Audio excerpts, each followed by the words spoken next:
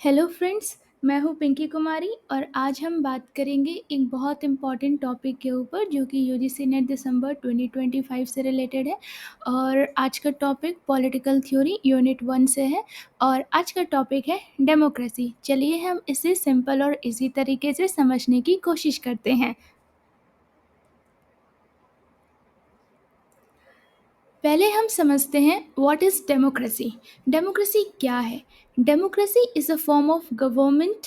Democracy एक form of government है where people have the power to choose their leaders.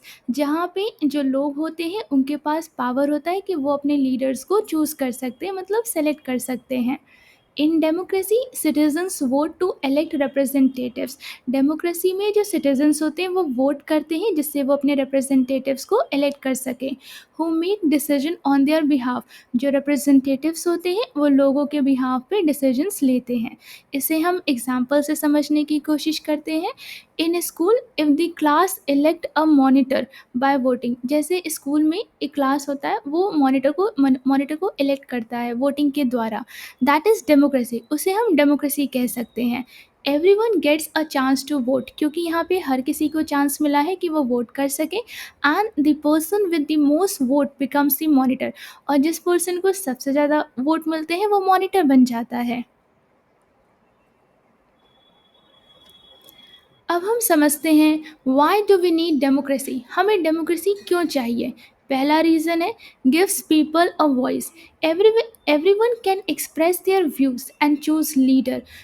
हमें democracy इसलिए चाहिए क्योंकि लोग जो हैं वो अपने ओपिनियन को बता सकें, वो अपने व्यूज़ को एक्सप्रेस कर सकें और अपने लीडर को चूज़ कर सकें। Second, ensures equality. डेमोक्रेसी जो है वो इक्वालिटी को इंश्योर करती है। Every person gets one vote. हर पर्सन को वन वोट मिलता है। नो मैटर इफ़ रिच और पुअर, चाहे वो रिच हो या पुअर हो, सभी के पास वन वोट है। Third reason, leaders can be change. Leaders को चेंज किया जा सकता है डेमोक्रेसी में। If people are not happy they can vote for someone else in the next election.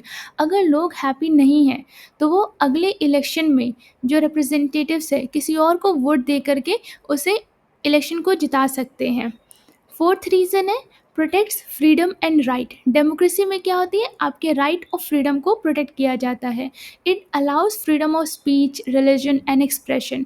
Democracy में आपके पास फ्रीडम है स्पीच से रिलेटेड, रिलीजन से रिलेटेड, कैसे उसे आप एक्सप्रेस कर पाएँ। अगर हम फिफ्थ रीज़न देखें, that is prevents misuse of power. Democracy में कहीं ना कहीं जो पावर का मिसयूज़ होता है उसे प्रिवेंट किया जा सकता है। Leaders are accountable to the people. Leaders जो होते हैं वो आंसरेबल होते हैं अपने एक्ट्स को लेकर के, सिटीजन को बताना पड़ता है। अब हम समझते हैं what is direct democracy. Direct democracy क्या है? Direct democracy is a system where the people make decision themselves. Direct democracy एक ऐसा सिस्टम है जहाँ पे जो लोग होते हैं वो खुद ही डिसीजन बनाते हैं, नॉट थ्रू इलेक्टेड लीडर्स। यहाँ पे कोई इलेक्टेड लीडर्स डिसीजन नहीं बना रहा है। In this citizen vote directly on laws, rules and policies. जो सिटीजन्स होते हैं वो डायरेक्टली क्या करते हैं, वो वोट करते हैं लॉज के ऊपर, रूल्स के ऊपर, पॉलिसीज़ के ऊपर। अब हम समझते हैं मेथड्स ऑफ डायरेक्ट डेमोक्रेसी कि कौन कौन से मेथड हैं जो डायरेक्ट डेमोक्रेसी में यूज़ होते हैं। ऐसा एग्ज़ाम में आपके आ सकता है जैसे कि 4 ऑप्शन दिया हो और पूछा जा सके कि पूछा जाता हो कि कौन से जो मेथड है डायरेक्ट डेमोक्रेसी, तो आपको पता होना चाहिए कि रेफरेंडम है, इनिशिएटिव है, रिकॉल है, प्लेबिसाइट है। ओके, तो इसे हम समझने की कोशिश करते हैं। पहला है रेफरेंडम। पीपल वोट यस और नो ऑन अ लॉ और डिसीजन। रेफरेंडम में क्या होता है, जो लोग होते हैं या वो जो लोग होते हैं वो यस या नो करके वोट करते हैं किसी भी लॉ या डिसीजन के ऊपर। एग्जाम्पल से समझते हैं, should a country ban plastic bags, people vote to decide. तो यहाँ पे लोग डिसाइड कर रहे हैं कि क्या कंट्री को बैन कर देना चाहिए प्लास्टिक बैग को, यस या नो करके। अब हम सेकेंड मेथड देखते हैं, that is initiative. Citizens propose a new law and vote on it. Citizens जो है वो खुद ही एक नया लॉ लाना चाहते हैं और उसके ऊपर वोट करना चाहते हैं। एग्जाम्पल समझते हैं, people collect signature to bring a new law into voting. लोगों ने क्या किया, एक ग्रुप ऑफ पीपल होंगे जिनके सिग्नेचर कलेक्ट किया गया अगर किसी भी लॉ को लेके आना है, उस पर वोट करना है तो। अब हम समझते हैं रिकॉल क्या होता है। Citizens can remove an elected leader before there term ends. जो सिटीजन्स होते हैं उनके पास इतनी पावर है कि कोई अगर इलेक्टेड लीडर्स है लेकिन अगर वो उससे हैप्पी नहीं है तो उसे रिमूव कर सकते हैं, इससे पहले कि उसका टर्म ख़त्म होने से पहले भी उसे रिमूव किया जा सकता है। एग्जाम्पल से समझते हैं, if a mayor is not working well people can vote to remove them. अगर कोई मेयर, सिटी का मेयर अगर अच्छे से काम नहीं कर रहा है तो लोग उसे वोट के द्वारा रिमूव कर सकते हैं। Now plebiscite, a public vote on a very important issue. जैसे कि पब्लिक वोट इस पे करेगी किसी इंपॉर्टेंट इशू के ऊपर। एग्जाम्पल से समझते हैं, a vote on whether a country should remain in union. क्या जैसे कि लोग जो हैं वो वोट कर रहे हैं कि क्या कंट्री को एक यूनियन के अंदर रहना चाहिए।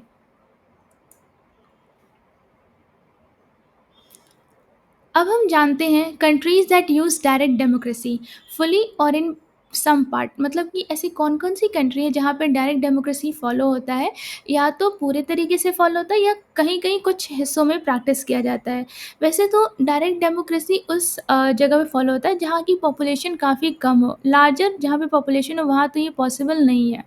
तो देखते हैं कि कौन कौन से ऐसे कंट्री है जहाँ डायरेक्ट डेमोक्रेसी है फुली या पार्शियल मैनर में। तो पहला है Switzerland, most famous for using direct democracy. Switzerland बहुत फेमस है डायरेक्ट डेमोक्रेसी के लिए। People often vote on many issues, बहुत सारे इश्यूज पे यहाँ पे जो लोग होते हैं वो डायरेक्टली वोट करते हैं। सेकेंड है United State, some state like California allow referendum and initiative. United State में कुछ स्टेट्स हैं जैसे कि कैलिफोर्निया, वहाँ पे रेफरेंडम और इनिशिएटिव मेथड फॉलो होता है। थर्ड है Italy, has use referendums on major national issues. Italy में भी क्या होता है कि जो मेजर नेशनल इश्यूज होते हैं उसको डिसाइड करने के लिए रेफरेंडम यूज़ होता है। Fourth, Denmark, New Zealand, France use it occasionally for certain laws. तो कुछ लॉज के लिए इन जगहों पे भी डायरेक्ट डेमोक्रेसी को यूज़ किया जाता है। अब हम समझते हैं कि बेनिफिट्स ऑफ डायरेक्ट डेमोक्रेसी क्या है। पहला है पीपल हैव रियल पावर। अगर डायरेक्ट डेमोक्रेसी है तो लोगों के पास क्या होता है, रियल पावर होता है। कैसे? Citizen directly take part in making decision, not just vote for leaders. जो जो यहाँ के सिटीजन्स होंगे वो डायरेक्टली पार्टिसिपेट करते हैं जब डिसीजन बनाना होता है, ये नहीं कि सिर्फ लीडर्स को एलेक्ट करने के लिए आ जाते हैं, वोट देने के लिए आ जाते हैं। सेकेंड पॉइंट, मोर ट्रांसपेरेंसी होती है डायरेक्ट डेमोक्रेसी में। Since decisions are made openly, it's harder for leader to hide things or make unfair rules।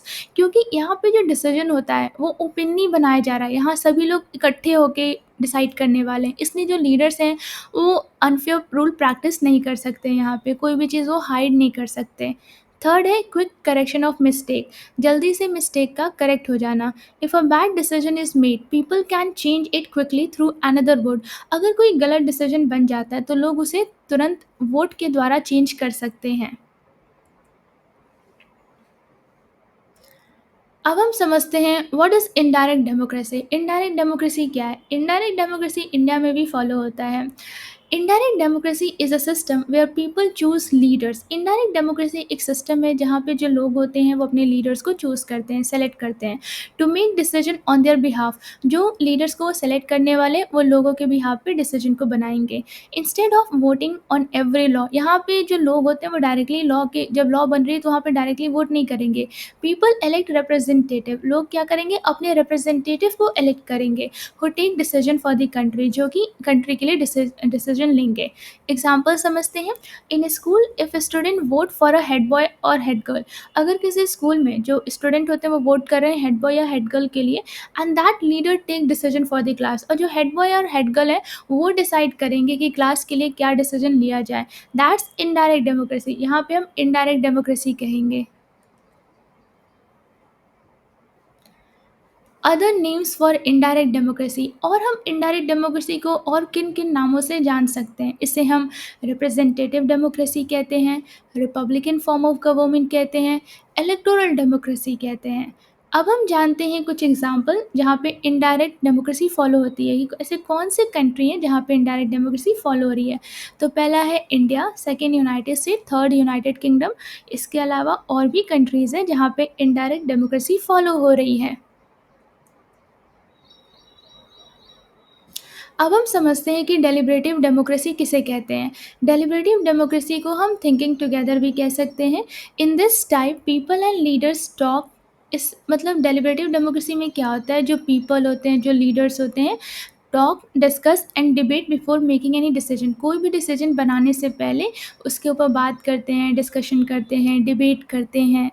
Second, the focus is on good discussion and reasoning, not just voting. यहाँ पे focus जो होता है वो good discussion पे होता है किसी भी डिसीजन को लेकर के, ना कि सिर्फ वोटिंग के ऊपर होता है। अगर इसे हम एग्जाम्पल के द्वारा समझें, before making a rule in school, जैसे स्कूल में कोई रूल बनाने से पहले teachers and the student sit together, जो स्टूडेंट है जो टीचर है वो एक साथ बैठते हैं, discuss the pros and cons and then decide. वो उस रूल के बारे में प्रॉज एंड कॉन्स को डिसाइड करते हैं एक साथ बैठ करके। अगर हम सेकंड पॉइंट देखें, that is procedural democracy, rules and election. नाम से ही लग रहा है कि प्रोसीजरल डेमोक्रेसी का मतलब होता है जो प्रोसेस के ऊपर फोकस कर रही है।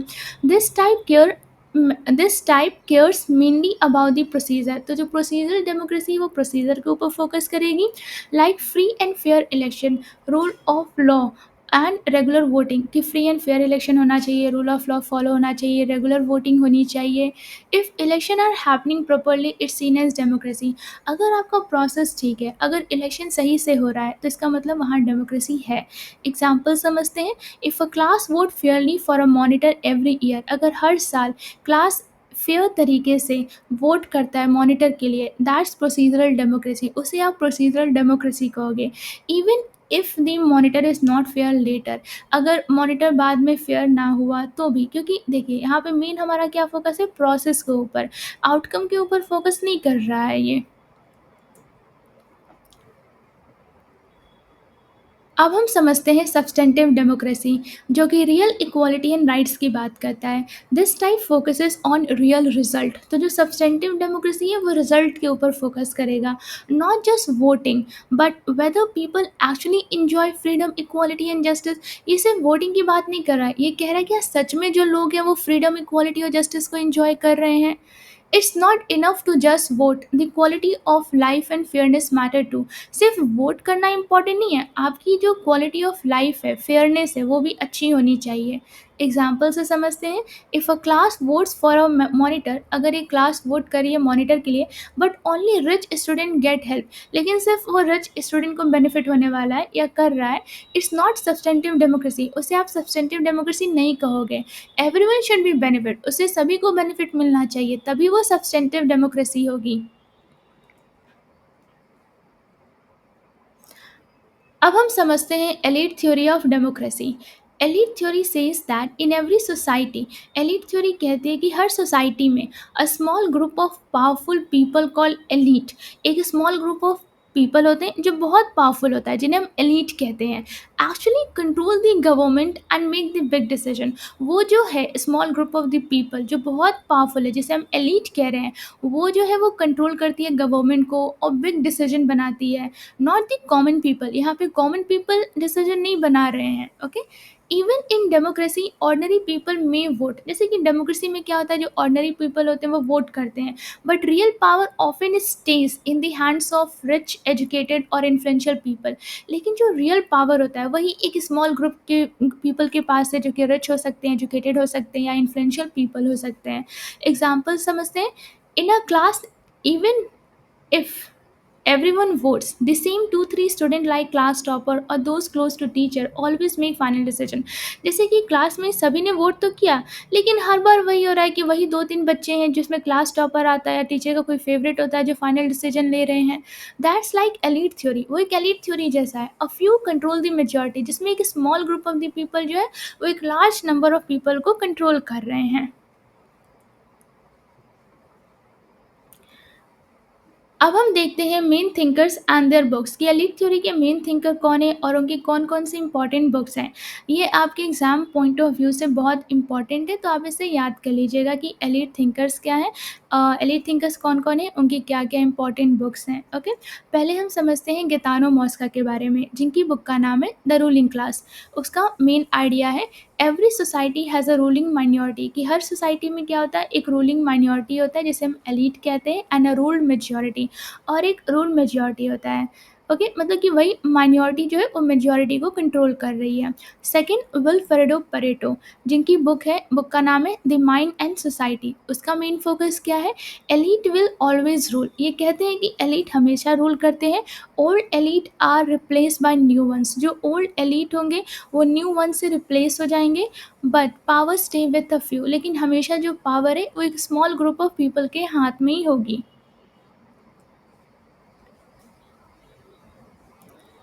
अब हम समझते हैं थर्ड थिंकर के बारे में, जो कि रॉबर्ट माइकल है, और इनकी बुक का नाम है पॉलिटिकल पार्टीज।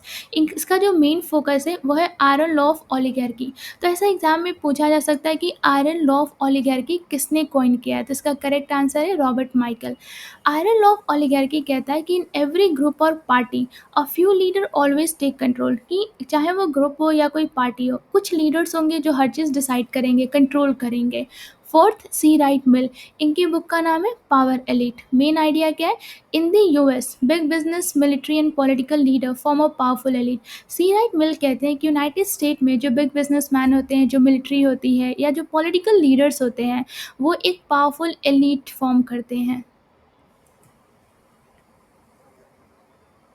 अब हम समझते हैं participatory theory of democracy. This theory says that democracy work best when people take an active part. Participatory democracy कहती है कि डेमोक्रेसी तब अच्छे से कार्य करती है जब जो लोग होते हैं वो एक्टिवली इसमें पार्टिसिपेट करते हैं। नॉट जस्ट बाय वोटिंग, वो सिर्फ वोट नहीं करेंगे, but also by joining meetings, discussion, protest and community work. वो क्या करेंगे? मीटिंग में पार्टिसिपेट करेंगे, डिस्कशन में पार्टिसिपेट करेंगे, प्रोटेस्ट में, एंड इवन कम्युनिटी वर्क भी करेंगे। It believes that the more people participate, the stronger and healthier the democracy become. तो पार्टिसिपेटरी थ्योरी ऑफ डेमोक्रेसी कहते हैं कि जितने ज़्यादा लोग पार्टिसिपेट करेंगे उतनी ज़्यादा जो डेमोक्रेसी होगी वो स्ट्रॉन्गर और हेल्दियर बन जाएगी। अब इसके हम की आइडियाज़ देखते हैं। Democracy is not only about election. Participatory theory of democracy कहते हैं कि डेमोक्रेसी सिर्फ इलेक्शन से रिलेटेड नहीं है। It about active citizen involvement. इसमें क्या होता है? जो सिटीजन्स होते हैं उन्हें एक्टिवली इन्वॉल्व होना पड़ता है। People should speak up. लोगों को बोलना चाहिए। Stay inform and work together. उन्हें इन्फॉर्म्ड होना चाहिए और एक साथ मिलकर काम करना चाहिए। Local participation like in panchayat, gram sabha, town meeting is very important. तो पार्टिसिपेटरी थ्योरी ऑफ डेमोक्रेसी में लोकल पार्टिसिपेशन बहुत इंपॉर्टेंट है, चाहे वो पंचायत में देखा जा सके, ग्राम सभा में, या टाउन की मीटिंग में। अब इससे रिलेटेड थिंकर के बारे में जानते हैं। Thinkers who supported it. कौन से थिंकर ने इसे सपोर्ट किया है? तो कैरोल पेटमैन है। उनकी बुक का नाम है participation in democratic theory. She she said that participation helps people become better citizen and strengthen democracy। वो कहती हैं कि अगर लोग पार्टिसिपेट करते हैं तो इससे क्या होता है? जो सिटीजन्स होते हैं वो और बेटर हो जाते हैं और इससे डेमोक्रेसी स्ट्रेंथन हो जाती है। अब हम समझते हैं pluralist theory of democracy. This theory says that democracy works when many groups and organizations like worker, union, business group, student group etcetera compete and share power। तो प्लूरलिस्ट थ्योरी ऑफ डेमोक्रेसी कहते हैं कि democracy तब अच्छे से काम करती है जब बहुत सारे ग्रुप्स हों, ऑर्गेनाइजेशंस हों, ओके, और उनके बीच में कहीं ना कहीं कंपटीशन हो रही है और शेयर पावर जो है वो शेयर किया जा रहा है। No single group control everything. यहाँ पे कोई एक ग्रुप नहीं है जो हर चीज़ कंट्रोल करने वाली है। Power is divided among many. Power जो है वो बहुतों में डिवाइड होने वाला है क्योंकि यहाँ पे बहुत सारे ग्रुप हैं। अब हम इसके की आइडियाज़ को समझते हैं। Power is not in one hand. Power किसी वन हैंड में नहीं है, but spread among many group. लेकिन पावर जो है ग्रुप में बटा हुआ है। These group compete, negotiate and balance each other. ये जो ग्रुप हैं कम्पीट करेंगी, नेगोशिएट करेंगी और एक दूसरे को बैलेंस करेंगी। It helps avoid dictatorship by any one group. यहाँ पे डिक्टेटरशिप को प्रिवेंट किया जाएगा, अवॉइड किया जाएगा, किसी एक ग्रुप के द्वारा डिक्टेटरशिप ना हो। Public policies are made through compromise and discussion. जो भी पब्लिक पॉलिसीज़ होगी वो कॉम्प्रोमाइज़ और डिस्कशन के द्वारा ली जाएगी बिटवीन डिफरेंट ग्रुप्स। जो डिफरेंट डिफरेंट ग्रुप्स हैं उनके बीच में। Thinkers who supported it. अब हम देखते हैं कौन-कौन से थिंकर हैं जिन्होंने इस कॉन्सेप्ट को सपोर्ट किया है। पहले हैं रॉबर्ट द हिल, जिनकी बुक का नाम है who governs, said that power is spread out in society. वो कहते हैं कि जो पावर है वो सोसाइटी में फैली होती है। Different groups influence decision in different way. Different different जो ग्रुप्स होते हैं वो डिफरेंट डिफरेंट तरीके से डिसीजन को इन्फ्लुएंस करते हैं। सेकंड थिंकर है डेविड ट्रूमैन, जिनकी बुक का नाम है the governmental process. He argue that interest group are natural and necessary in democracy. David Truman कहते हैं कि जो इंटरेस्ट ग्रुप होते हैं या जिसे हम प्रेशर ग्रुप भी कह सकते हैं वो नेचुरल होते हैं, नेसेसरी होते हैं डेमोक्रेसी में। अब हम कुछ बोनस टिडबिट्स देख लेते हैं। यह आपके एग्जाम पॉइंट ऑफ व्यू से बहुत इंपॉर्टेंट है, तो आप इसे अच्छे से याद कर लीजिएगा। पहला है the federalist paper written by. तो फेडरलिस्ट पेपर किसने लिखा है? इसका करेक्ट आंसर है James Madison. Second, in a preface to democratic theory, Robert Dahl developed a model of democratic process which he described as, तो इसका करेक्ट आंसर है पॉलीआर्की। पॉलीआर्की क्या होता है? पॉलीआर्की refers to a form of government where power is distributed among many people। तो पॉलीआर्की में क्या होता है, जो पावर होता है वो बहुत सारे पीपल के बीच में डिवाइड होने वाला है। Okay, democracy is tyranny of majority, इसे कहने वाले कौन है? तो इसका करेक्ट आंसर एलेक्स डी टॉकविले। ये तो वैसे एग्ज़ाम में आ चुका है, अगर आप प्रीवियस ईयर पेपर को एनालाइज़ करेंगे तो आप ऐसे क्वेश्चन उसमें ज़रूर पाएँगे। अब हम कुछ बोनस टिडबिट्स देख लेते हैं जो कि क्वेश्चन आंसर के फॉर्म में मैंने लिखा है। फर्स्ट है who describe election as a heart of democracy. तो इसका करेक्ट आंसर है जोसेफ स्कम्पीटर। सेकंड क्वेश्चन है name the first country to introduce universal suffrage and when. तो इसमें आपको टाइम पीरियड भी बताना है, तो करेक्ट आंसर इसका न्यूजीलैंड है और इसका टाइम पीरियड 1893 है। Third, the word Lokpal, the word Lokpal was first coin by and when. तो इसका correct answer L M Singhvi है और ये 1963 में कॉइन हो रहा है। तो आज हमने देखा कि कैसे हमने इस टॉपिक को एक सिंपल ईजी तरीके में समझा है। अंत में ये मैं उम्मीद करती हूँ कि आपको वीडियो अच्छा लगा होगा, तो इसे लाइक और सब्सक्राइब करना ना भूलिए, शेयर ज़रूर करें और अपने दोस्तों को भी इस चैनल के बारे में बताइए। कमेंट में अपनी राय ज़रूर दें, बेल आइकन पे क्लिक करें ताकि अगला वीडियो मिस ना हो। Thank you.